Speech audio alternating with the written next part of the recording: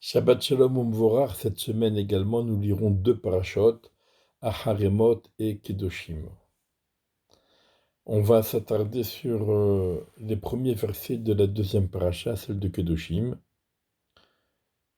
Donc, Vaïdaber Adonai le Moshe, le mort, Dieu s'adresse à Moshe pour qu'il dise, pour qu'il transmette. Daber el kol adad beni Israël, adresse-toi à toute l'assemblée des bénis Israël. Rashi nous précise que cette paracha a été énoncée euh, devant tous les bénis Israël rassemblés, parce que la majorité des principes de la Torah en dépendent. Alors, quelle est la première mitzvah de cette paracha? Va Martha Alem, tu leur diras, Kedoshim tiyu. Soyez Kedoshim. Ki Kadosh ani Adonai Elohechem. Donc, on peut traduire, car moi, l'Éternel, votre Dieu, je suis Kadosh.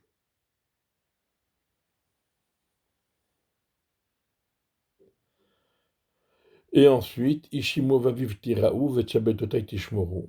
Chacun devra craindre sa mère et son père et observer mes Shabbatot.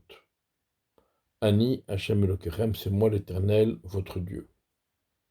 Etc. Et comme le fait remarquer le Rishon LeZion, qui était en visite chez nous à Paris cette semaine, on remarque que la paracha commence par la Kedusha, et ensuite, on ne nous dit pas trempez-vous au mikvé, plongez dans la neige, jeûnez, faites, isolez-vous dans la forêt, etc. Non, on te parle des mitzvot entre l'homme et son prochain. Ne pas voler, ne pas mentir, ne pas retenir le salaire de son employé, ne pas haïr quelqu'un, ne pas, il faut l'aimer. Donc, il y a, il y a aussi des mitzvot entre l'homme et Akadosh Baruch Hu, mais c'est essentiellement des mitzvot de société. Donc, cela voudrait dire que la Kedusha dépend en grande partie des mitzvot entre l'homme et son prochain, et nous allons essayer de voir comment et pourquoi. La paracha nous dit Kedoshim tiyu, soyez Kedoshim, mais la paracha ne nous définit pas ce qu'est la Kedusha. Rashi propose Hevu Purushim Mina Arayot, soyez séparés des interdits sexuels, etc. Le Ramban, lui, n'est pas d'accord de limiter la Kedusha à la séparation des interdits sexuels, mais il donne de façon plus générale Kedoshim tiyu, shelo tiyu menuvalim birshut Torah. Ne soyez pas grossiers avec la permission, l'aval de la Torah. C'est pas parce que quelque chose, un aliment est cachère, par exemple, qu'on doit forcément le manger. Il faut savoir se limiter et avoir de la retenue et ne pas s'accorder tous les plaisirs, même si il n'y a aucun interdit à cela.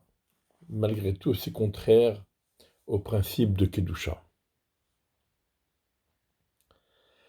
Bon, donc il y a une discussion entre les commentateurs sur le sens de la Kedusha. C'est quoi Kedushim? La Torah, elle, ne nous précise pas. La Torah nous dit Ki Kadosh Ani, Hashem Elokechem, car je suis Kadosh, moi l'Éternel, votre Dieu. Oui, mais au niveau d'Akadosh Baruch Hu, qu'est-ce que c'est la Kedusha? De même, qu'est-ce que ça veut dire? Parce que moi, l'Éternel, votre Dieu, je suis Kadosh.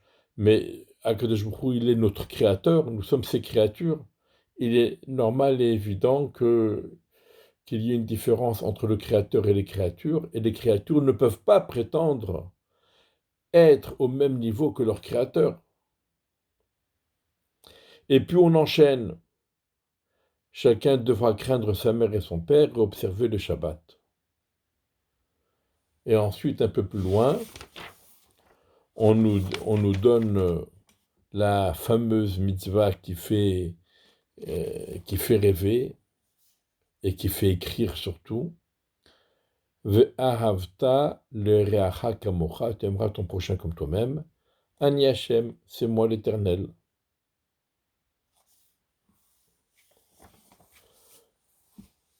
Alors quel est le sens de tout cela? Et donc j'ai écouté donc une intervention du Rav Aaron Levi qui propose l'explication suivante. La Kedusha, ce n'est pas comme on le traduit en français la sainteté, et on rêve de gens avec des barbes blanches, des chapeaux particuliers, des vêtements particuliers, les yeux qui sont toujours levés vers le ciel, etc., etc., et qui font des miracles. Le concept de Kedusha, ce n'est pas ça. Peut-être que ça en est une conséquence, mais le concept de Kedusha, ce n'est pas ça. Le concept de Kedusha, c'est Hibadlut, être séparé du reste, être à l'écart, être au-dessus de la mêlée. Donc, Kedoshim Tiyu, soyez séparés, soyez à l'écart, soyez au-dessus d'eux, Ki Kadosh Ani, car je suis Kadosh, moi l'Éternel, votre Dieu. Et aussi, on peut le dire également, qui, ça veut dire également comme, de même que moi l'Éternel, votre Dieu, je suis Kadosh, comme on le dit dans la prière tous les jours, Ata Kadosh, Veshimcha Kadosh, tu es Kadosh et ton nom est Kadosh. Ou Kedoshim Bechol Yom Yelelu Chasela, et ceux qui sont Kedoshim, Bechol Yom, chaque jour, te loueront. Ceux qui sont tout le temps Kedoshim te loueront, et ceux qui sont Kedoshim te loueront tous les jours. Ça peut se comprendre des deux façons. Donc, la Kedusha, de même qu'Akadosh Baruch Hu, justement parce qu'il est le Créateur. Donc, il est à l'écart de tout. Il est au-dessus de tout. De même, nous, à notre niveau, comme Akadosh Baruch Hu, mais à notre niveau, nous devons être à l'écart de tout ce qui nous entoure et être au-dessus de la mêlée. Ne pas être dépendant du reste. Ne pas être entraîné par le reste. C'est ça le concept de Kedusha. Chez l'homme, il y a une association entre le corps et la neshama. Le corps, c'est le côté bestial, et la neshama, c'est le côté spirituel. La neshama qui nous vient d'Akadosh Baruch Hu. La bête, l'animal, ne donne rien du tout. Elle ne fait que prendre. Elle mange toute la journée. Ce n'est pas la bête qui donne du lait, c'est l'homme qui prend le lait de la bête. La bête ne fait rien pour donner du lait. La bête ne fait rien pour donner de la laine. Et si elle pouvait, elle ne donnerait pas de viande. Elle la garderait pour elle. C'est l'homme qui prend, c'est pas la bête qui donne. La bête ne donne rien, la bête ne fait que prendre.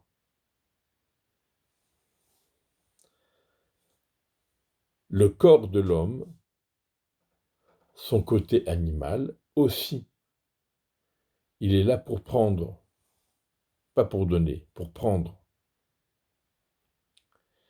Par contre, la neshama, qui vient d'Akadosh Baruch Hu, elle vient pour donner, pas pour prendre. Autant le côté bestial aime prendre mais n'aime pas donner, autant la neshama aime donner, mais n'aime pas prendre. et elle ne supporte pas prendre. Pour être heureux, il faut combler les besoins et les désirs de la neshama autant que l'on comble ceux du corps. Il faut prendre ce qu'on a besoin pour le corps, mais il faut donner ce qui est nécessaire pour la neshama. La neshama a besoin de donner. Il faut donner. Pour combler la neshama, il faut donner. De même que pour combler le corps, il faut prendre. Pour combler la neshama, il faut donner. Et c'est ça que la Torah nous rappelle. Kedoshim tiyu, soyez à l'écart de tout. Soyez au-dessus de tout. Soyez des donneurs, pas des preneurs. Celui qui prend, il dépend de l'autre. Il ne peut pas se séparer de l'autre parce qu'il en dépend. Il n'est pas indépendant. Il dépend. Par contre, la neshama qui donne, elle est indépendante de l'autre. Parce que c'est elle qui donne. Et donc, quand on met en action le fait de donner, quand on développe la capacité de donner, c'est comme ça qu'on se sépare de l'entourage et on se met au-dessus de la mêlée, au-dessus de tout. C'est ça Kedoshim Tiyu, qui Kadoshani. Soyez Kedoshim parce que moi je suis Kadosh. Et je vous ai donné une Neshama qui vient de chez moi, qui vient de chez Akadosh Baruch Hu. Donc vous avez cette capacité d'être Kedoshim, d'être Kadosh, comme moi. Comme moi, comme Akadosh Baruch Hu, d'être des donneurs, pas des donneurs de leçons, mais des donneurs, donner à l'autre, accorder à l'autre, donner à l'autre. Ne pas être dépendant de l'autre, mais être celui qui donne à l'autre. Ish imo vaviv tiraou. Et tout de suite, la Torah nous rappelle la mitzvah du respect des parents. Pourquoi le respect des parents? Parce que les parents sont ceux qui donnent aux enfants. Lorsque les parents donnent aux enfants, et c'est ça la caractéristique des parents, c'est de donner aux enfants, eh bien, cela mérite le respect. Et de même qu'on respecte Akadosh Baruch Hu parce que c'est lui qui nous donne tout, les enfants doivent respecter les parents parce que c'est les parents qui leur donnent.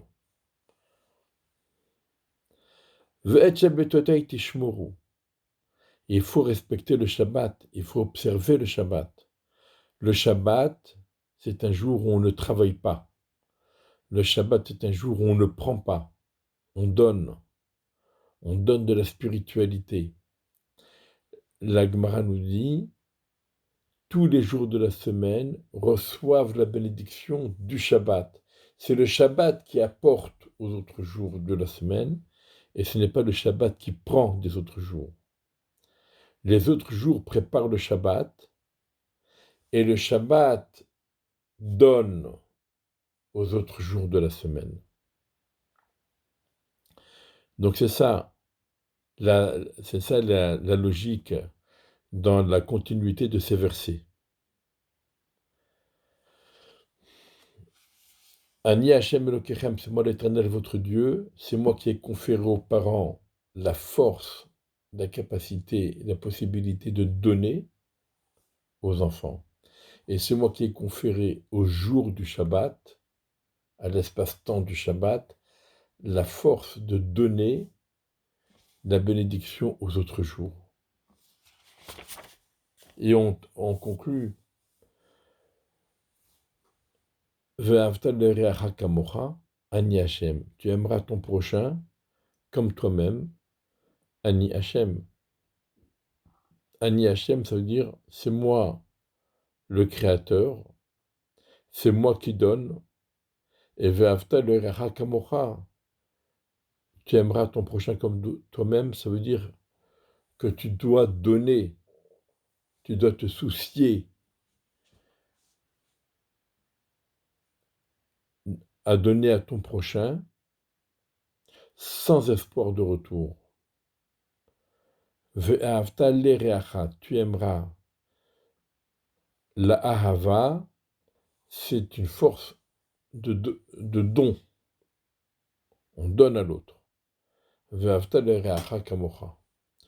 Tu donneras à ton prochain comme à toi-même.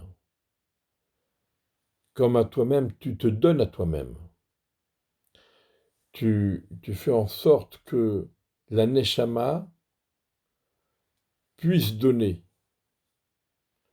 Le corps prend ce qu'il a besoin et la neshama donne autant qu'elle a besoin de donner. Et elle le donne à qui? Elle le donne à ton prochain. Et elle donne sans espoir de retour. Parce que donner pour recevoir, ça ne s'appelle plus donner, ça s'appelle investir. C'est pas la même chose. Mais donner sans espoir de retour, c'est un vrai don. Va'avta l'ereacha kamocha. Ani Hachem, et vous avez cette possibilité parce que c'est moi, Kadosh Baruch Hu, qui vous ai créé et qui vous ai donné cette capacité de donner à votre tour sans espoir de retour. Et c'est ça la clé du bonheur. Et Bezrat Hachem, que nous puissions tous y goûter et que nous puissions tous nous élever et ressembler à ce niveau-là, chacun à son niveau, à Akadosh Baruch Hu, qui est notre créateur. Shabbat Shalom Umvorach Besorot Tovot.